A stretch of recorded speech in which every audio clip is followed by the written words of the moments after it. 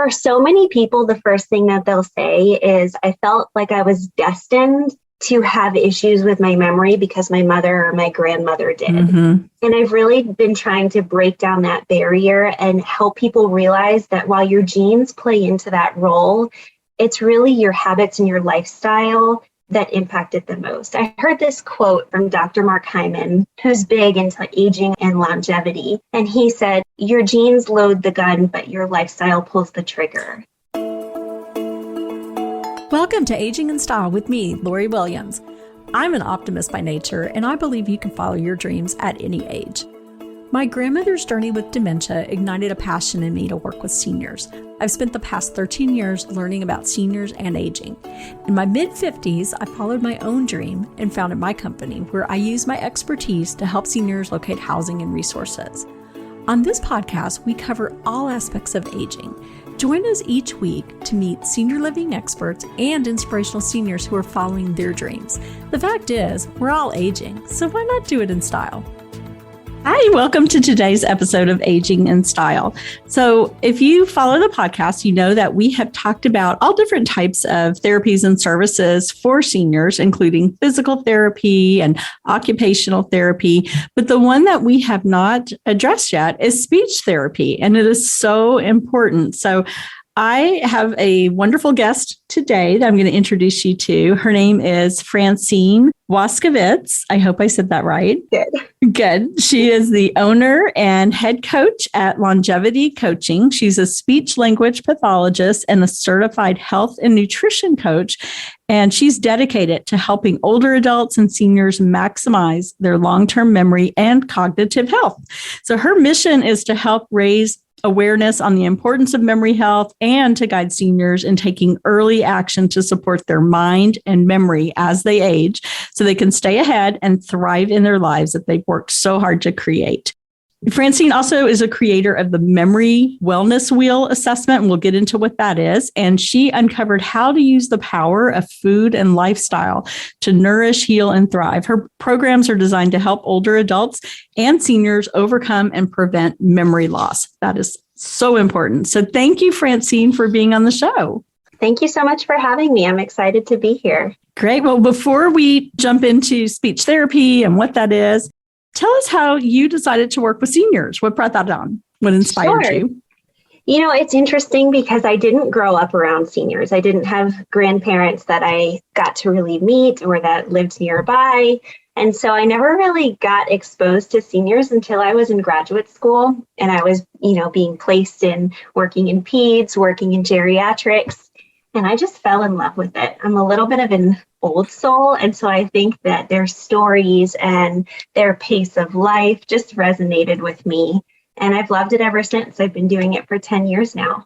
Oh, that's wonderful. Well, for people who don't know what speech therapy is, can you just define what it is? Tell us a little bit about speech therapy. Absolutely. So I think it's one of those areas that most people don't really realize extends to working with adults, but the scope of a speech pathologist is pretty wide. So if somebody is experiencing difficulty with their swallowing or dysphagia, that falls under the role of a speech and language pathologist. If somebody has had a traumatic brain injury or a stroke and they're having issues with their language and their communication, that falls under the role of a speech and language pathologist. Anything with cognition, so executive functioning, decision-making, problem-solving skills, that's also the role of an SLP. And then, of course, the area of memory health, so working with people who are showing mild signs and symptoms of difficulty with their memory all the way to late stage and end-of-life services with dementia. We kind of do it all there. So we hear a lot, like when a senior has had a stroke, that is part of their therapy, that they will have speech therapy. So obviously that is one of the benefits of speech therapy. So how do you work with someone who's had a stroke? Well, it really depends. So a lot of the times right in the hospital, they'll end up having services for speech. And it really depends on what was impacted, right? Because when you have a stroke, depending on where that was in the brain, it'll have different effects on your communication and your swallowing. My process, though, being in independent living, assisted living, was always that once they returned from rehab, we would start working with them immediately on their language and communication and their swallowing. And it really had to do with what's most functional to them and what level were they at. Some people lose all communication with a stroke. Some people end up with aphasia. And that's where they're having difficulty either with comprehension of language or expression of language. And so you really start getting into the nitty gritty of the language and working on it bit by bit. Again, it varies drastically depending on what signs and symptoms somebody's having since their most recent stroke. But it's really getting into the language and communication, trying to restore function as much as possible. And when you can't restore function, how can we compensate to help them be as independent as possible? Oh, that's great. What kind of things do you do if you can't restore enough of their speech? What tools are offered to help them compensate for that? So there's a lot of different things we can do. We can work with the communication partners to set up visual supports where they have even like a booklet that has little prompts or pictures. And if they have no language, can they point? Going to work on receptively. What can we work on to help them express themselves, even if it's nonverbal? And then from there, we can build up. So if somebody has aphasia, we start working with visual supports that can help them really get their message across a little bit better. There's also technology that you can use. People can use a tablet where they push certain buttons and it kind of speaks for them or helps them convey their message. So there are a lot of different tools that you can employ to help somebody communicate after a stroke. Okay, great. And then the big question that I'm sure everyone has is, how is speech therapy paid for? So speech therapy, similar to physical therapy and occupational therapy, is covered under Medicare services so long as it's medically necessary. And there's a lot of things that can qualify it as medically necessary. So of course, an event or an injury like a traumatic brain injury, a stroke would qualify you for services, but also the move into a new community. If somebody's having memory issues and they've been living at home and now they've moved into a community, you often find that their memory issues will worsen with that change of environment. And that's a change in medical status that would qualify somebody to have speech therapy services. So it is covered under Medicare. There are some limitations with private pay programs or with private insurance, that there's some limitations on the frequency of visits or the pre-authorization required for visits, but it's usually covered in some capacity. Okay, great. And kind of jumping to another topic, I know you do a lot of research and work with aging and memory health and speech. So how does that all work together? So I've really been spending the last 10 years working on memory, right? Being in assisted living and in independent living, a lot of my job was working with people with memory dysfunction. And that went all the way from those early signs of having more difficulty, remembering that I have a doctor's appointment or staying organized, all the way to late stage dementia. And I really, simultaneous to doing all of this, I was going on my own health journey, and I did a ton of research on my own. I read countless books on the topic of nutrition and movement and lifestyle and how it affects our health. And I started to have this little seed planted in my head about what would happen, just what if we were reaching people earlier? And we could reach people when they were starting to have those really subtle early signs of a change in their memory or cognitive function. What would happen? And so I just kind of ran with it after that. I put myself back in school, which was something I said I would never do. And I really started piecing together everything I knew about memory health and strategies and systems that can improve memory when there's already a problem. And I really married it with what I was learning about nutrition and coaching and making small sustainable changes and movement and stress and sleep. And I created a program around all of that so that it would holistically approach memory health so that people could age in place longer or, just stay as independent for as long as possible, or even just overcome those senior moments that start having that nagging fear of, is this going to progress to something more? Mm-hmm. So I love that. Explain a little more. So like if you have or maybe you have an example of someone you've worked with, but if you have someone make an appointment with you to come and get evaluated and start using these techniques, what does that entail? Sure. So you mentioned in the beginning, I created this assessment. It's called the Memory Wellness Wheel. And what it is it's the 8 elements involved in supporting memory resilience as you get older. And what we do is we go through one by one and we rate how they're doing in each of those elements. And what it does is provides us with a visual of where their slow leaks are. And then we can go one by one through coaching, because it's a one-on-one coaching program. Mm-hmm. We can start plugging those holes a little bit and supporting those systems one by one piece at a time, so that they get back in control of their memory. And typically the process is somebody will call me. I do a free call where I just listen to a little bit about what's going on. Mm-hmm. We see if we're a good fit, if my program could help them. I tell them more about the program, and then we dive right in and we start the assessment, and then I do coaching with them. Oh, great. So what are the 8 elements that you're looking for? Sure. So they are stress, sleep, movement, nutrition, environment, support, attention, and learning. Okay. I could see how leaks in any of those, as you put it, could cause, memory issues. So, if they're not eating properly, they're not moving at all, or having stress and not socializing, all of those, I can see where that would lead to dementia. So once you have someone on the program, start implementing the changes, are you seeing a big difference in their memory? Are they seeing a difference? Yes. For so many people, the first thing that they'll say is, I felt like I was destined to have issues with my memory because my mother or my grandmother did. Mm-hmm. And I've really been trying to break down that barrier and help people realize that while your genes play into that role, it's really your habits and your lifestyle that impacted the most. I heard this quote when I was at the Institute for Integrative Nutrition from Dr. Mark Hyman, who's big into aging and longevity. And he said, your genes load the gun, but your lifestyle pulls the trigger. Oh, that's good. Yeah. And so a lot of people, it's that immense relief that they have some control. Mm-hmm. And with those small changes that we're making, specifically starting with nutrition and movement, people start seeing improvements so quickly, like within a few weeks. Mm-hmm. Because their eating habits could be promoting inflammation, and inflammation is the root cause of all disease.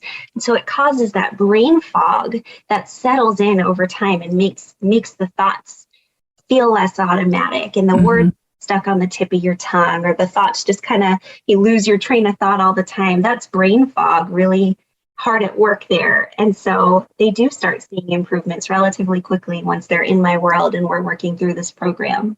That's wonderful. I think that's so inspirational for people, because most of the people I talk to, I get a lot of who say, well, my mom had dementia, so I'm going to have it, and it's like, you don't necessarily have to have it. It's like my father had, heart disease, but, his lifestyle choices were to smoke and not eat right and a lot of stress. So, like you said, there's so many things. Like, yes, you may have it genetically, it's in your genes, but there's things you can do. And especially now, there's more and more things that we can do to prevent it from happening. So that's wonderful. What are some things you had mentioned about taking early action? So if someone is noticing some cognitive health, maybe some brain fog, what are some early things they can do to address it?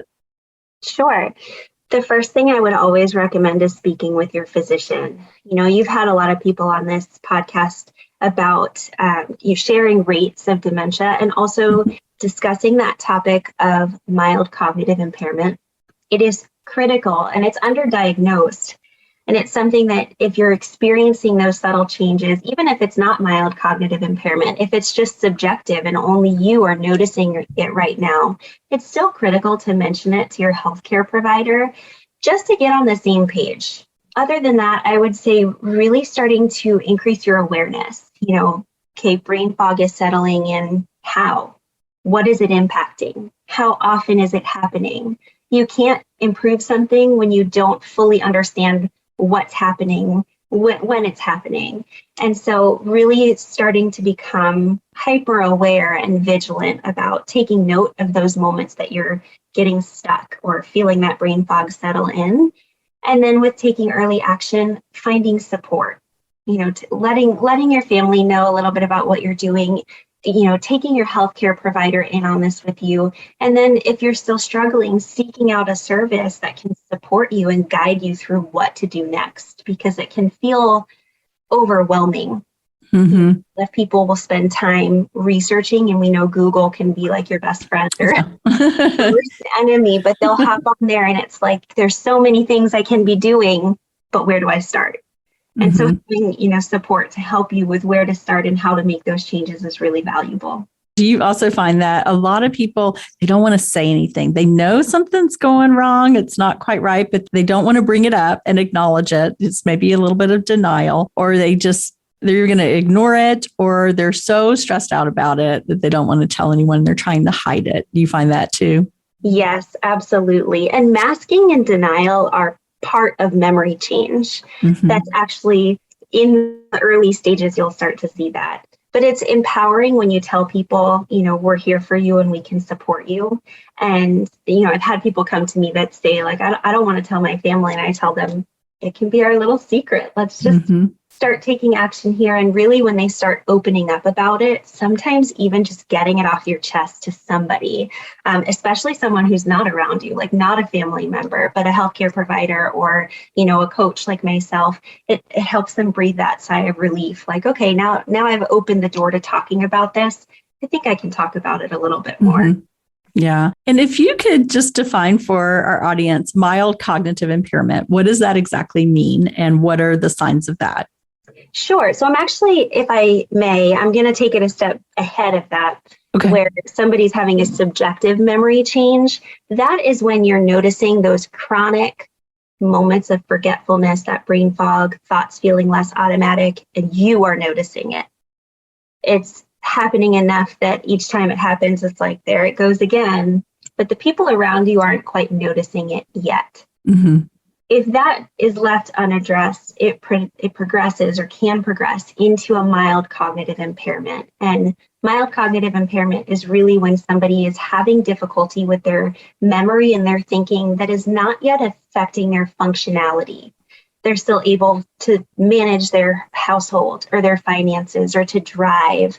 And it's not necessarily impacting familiar routines, but it might change the way that they're able to express themselves. So word finding might become more challenging, or they might find that they've missed an appointment here or there. And now the people around them are starting to notice those changes as well.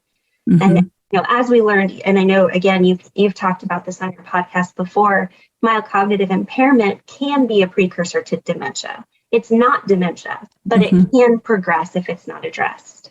Okay. So if someone comes to you and say they do have mild cognitive impairment, you would start with them, you would go through the wheel, just kind of plug the leaks, like you said, but do you see like a reversal in it for them? Or tell me kind of how that works and how long, I guess it's individual, but how long does that typically take? Yes, absolutely. I have a process where I go through those 8 elements, and I always start with nutrition and sleep and stress. And typically within a few weeks, even focusing in on just those few things can really make all of the difference, because not only are you targeting what's going in the body that could be causing that inflammation that certainly isn't helping, but also you're giving them focus, right? Because we talk about new learning and we talk about brain exercise. There is no better brain exercise than doing something functional that breeds more connection and gets you thinking. And so trying a new recipe is a great way to get your mind moving, but it's also a tool that you can be using to prevent inflammation, to overcome your high blood pressure, to help you get more in touch with the way that you're feeling with the foods that you're eating. And so I do start to see that people can overcome that mild cognitive impairment, or certainly improve it with even just, 4 or 5 weeks within the program. Yeah, we've had a guest on before who talked about foods that we should all be eating like now to prevent it. But I believe they were blueberries, strawberries, walnuts, salmon, and there was one other. maybe kale. I can't remember. But does that sound about right? Or those the Yes. type of things, the brain foods? So dark leafy greens are incredible for your system. But also, like you mentioned, those blueberries that have the polyphenols and the antioxidants, and they can kind of help reduce inflammation. But eggs is another good one. Okay. Yeah, there's a lot of brain healthy foods out there, but you did list quite a few, like the salmon. Chia seeds are another good one. Yep. Okay, so those are what we all need to be eating. I'm telling myself this too. I have been trying since I had him on the podcast. Every time, like, I need my blueberries. I need like chia seeds is good. I'm going to add some of those too. So I know that helps with inflammation, right? Yeah, and they're full of omega-3s. So if you're looking for another way to get a healthy dose of omega-3s, it's a good source. Okay, very good. And, I know inflammation it is so tied to what we eat. And of course, sugar is a huge one. What are the other things that kind of raise the inflammation food-wise in our bodies? So there's a lot of inflammatory oils. It's really those highly processed foods going into your system. And it's a combination effect, right? We live in a high stress society. We're eating on the go. And all of that combined with the low quality foods that we're consuming regularly can breed inflammation in the body. And like we said, inflammation is the root cause of all disease. So typically when I'm working with somebody, one of the first things that I tell them is we need to know your numbers. What are your numbers? And let's take the stigma away. In a non-judgmental way. Is your weight healthy? Is your blood pressure healthy? Are you diabetic? Because a lot of those things can facilitate disease when we have these chronic low levels of dysfunction for so long. They can really not help our case if we are, if we have a family history of something like dementia. Yeah, exactly. This is such great information. I love having you on the podcast. I'm glad that you reached out to me and noticed that we had not had a speech therapist. So this is even just beyond, because all the other stuff you're doing, not just speech therapy, but with your own program. And I know that you're in South Carolina. So is your program, do you need to be in South Carolina, or can you help anyone in the U.S.? I do my program virtually so that I can meet people all over, which has been really fun. Great. So if someone wanted to reach out to you, how would they find you? Sure. So they can go to my website, francinewaskavitz.com. I know that's a little tricky to spell. We'll put it in the podcast information so they can find you. Yeah, so there's a link on there to book a free 30-minute call with me so that we can discuss somebody's challenges and see if I'm a good fit with my program. But also I have some free resources on my website as well. I have the Beginner's Guide to Strengthening Your Mind as You Age, which they can download, and that helps with overcoming those senior moments. It gives you a 4-step process for that and a little bit of insight into strengthening the mind beyond brain games. I also have a blog where I've been putting out some information on mild cognitive impairment, empowering people that memory loss is preventable, that memory loss is not a normal part of aging, and that we can be taking action on it. And, just some other little tips and tricks on there for improving your exercise. So those are a couple of resources and good ways to connect with me.